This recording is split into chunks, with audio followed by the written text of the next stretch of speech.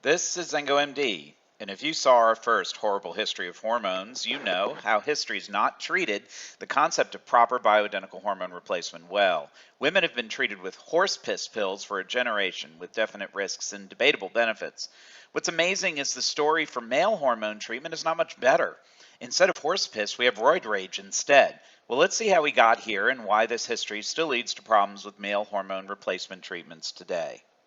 And we got some bonus coverage for you, going even further back than 100 years, all the way back to 1899, where this guy, a 72-year-old French physician, and look, just getting to age 72 back then was a feat, but he started injecting himself with testicular extract, blood, and semen made from animals, and he made the following observation. A radical change took place in me. I fully regained my old powers. My limbs showed a decided gain of strength. With regard to the facility of intellectual labor, a return to my previous ordinary condition became quite manifest during and after the first 2 or 3 days of my experiments. The jet of urine and the power of defecation became stronger. However, in retrospect, it had no active ingredients, and the findings were all coincidental. However, despite no internet back then, this thing went as viral as possible, triggering all kinds of junk science for decades to come. See, this was the era of snake oil, which was advertised to cure everything, and the government decided to crack down in 1906. But ads like this for the brown sequoia extract, even though he was already dead, his name was used to sell almost everything made from testes. And if you think that's crazy, it's still being done today. Just watch the end of our video called DR Abuse, and you'll see them use a physician who's been dead for 50 years in their claims. But look at all of these claims in this book, which are attributed to giving testicular extract. Just about everything under the sun. But because the name of a doctor was involved, it stayed one small step above snake oil in the eyes of the law. 1917 was a great year for endocrinology, and it had nothing to do with testicular extract. Insulin was discovered and able to be isolated and treat diabetes, and shortly after, thyroid hormone was discovered. Diabetes and hypothyroid were both well-known diseases that were easy to diagnose and needed a treatment. Male hormone deficiency was not, except for patients who were castrated due to cancer or other reasons. A very limited market, to say the least. Yet the brown sequoia extract was produced in labs all over the world, and no two preparations were quite the same. This one from New York had neurologic tissue and thyroid gland extract as well. 25 injections for $2.50. Just like with estrogens, the 1930s brought the discovery of testosterone and androgenic hormones as well. While women's hormones were being isolated from the urine, men were first given methyl testosterone orally, with absolutely no regard for potential liver damage. So the actual bioidentical testosterone was already altered to allow for oral absorption. And eventually this caused a number of cases of liver cancer that appeared quickly and tarnished the concept of giving testosterone. With the women, it took 4 more decades to discover the carcinogenic potential of these early oral hormones.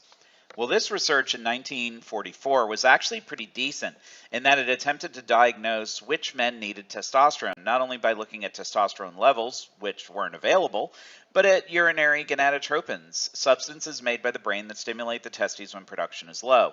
And they noted that men felt better when they were given a testosterone injection if they had elevated gonadotropins, meaning that they were probably underproducing.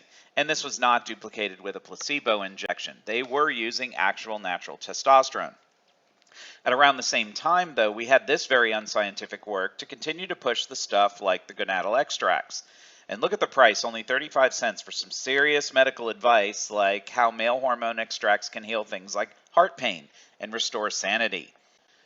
Testosterone propionate, a short-acting injection of bioidentical testosterone, was available, and it was joined by a longer-acting form about 10 years later. But these were largely ignored due to continued concern over liver tumors that were present from the use of methyl testosterone.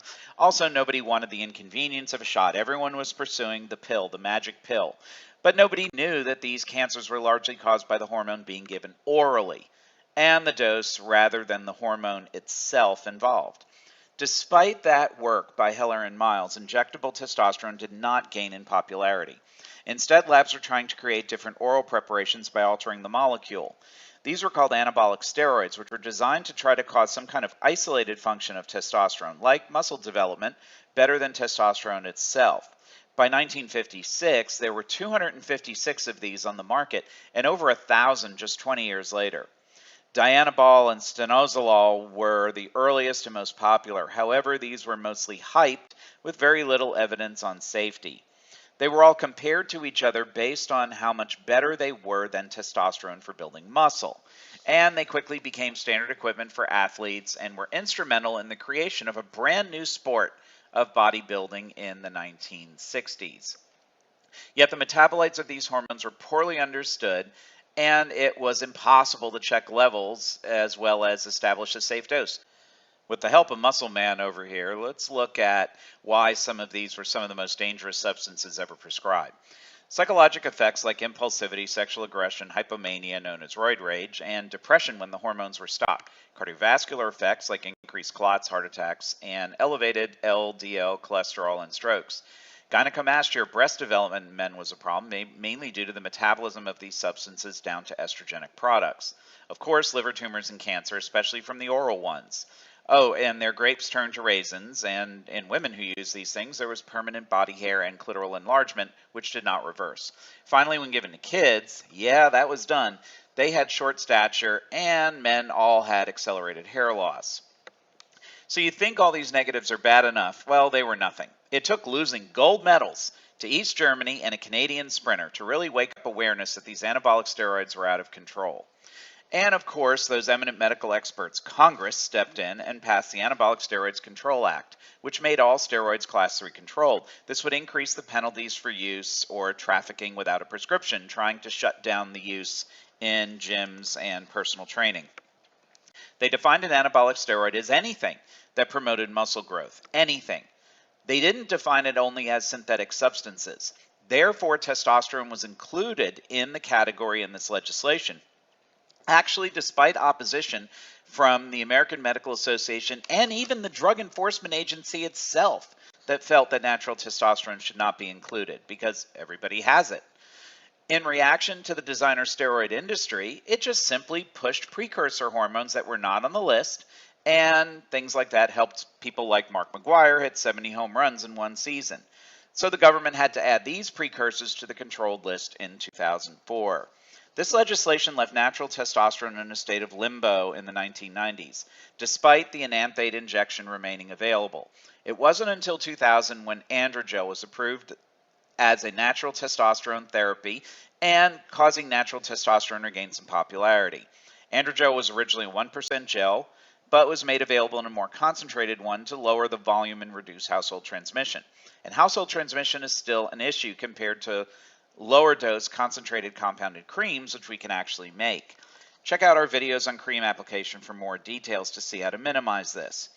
Also, this tended to be overdosed due to the inaccurate venous blood levels and high recommended starting dose. Another possible sign of concern is that 18% of users in the androgel studies had an increase in their PSA test, which can result when testosterone is converted to estrogens due to the dose being too high.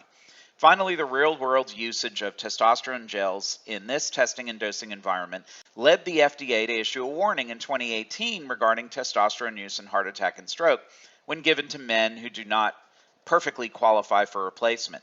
See, the FDA knows that a bioidentical substance is not being used in a bioidentical manner when people are harmed during its use. If the starting dose is too high, or if the testing is inaccurate, selecting people who truly aren't deficient to receive the hormone.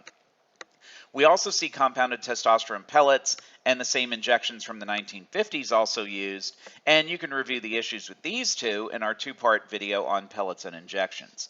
So what have we learned? First, oral methyl testosterone has been virtually eliminated from the market for men, which is a good thing. However, it's still given to women as part of EstroTest. I don't understand that one. Even Alex Rodriguez, one of the most prominent dopers in sports, avoided it, choosing sublingual lozenges instead. But still, that is really the only victory, because male hormone replacement is still in bad shape. Anabolic steroids have now been driven underground and remain a factor in society. The controlled substance designation has made testosterone unduly expensive, especially in the prescription gel form. And the diagnosis of deficiency is still dubious, with venous blood testing remaining widely used and terribly inaccurate. See our video on why our hormone testing is dead wrong for more on that. Therefore, what's a guy to do? First, we have to get away from the mindset and expectations that it is the #1 reason behind symptoms in a man. Testosterone deficiency is not responsible for that much. That's just wrong. Sleep, hydration, diet, exercise, prescription meds, and other substance abuse are bigger factors. The testing is not accurate, and it is dosed to give the patient a buzz in that first month to ensure future refills are purchased. That is the beginning of developing an addiction tolerance withdrawal response, even to a natural substance. If testosterone gives a buzz in its first week of starting treatment, then the dose is almost certainly too high.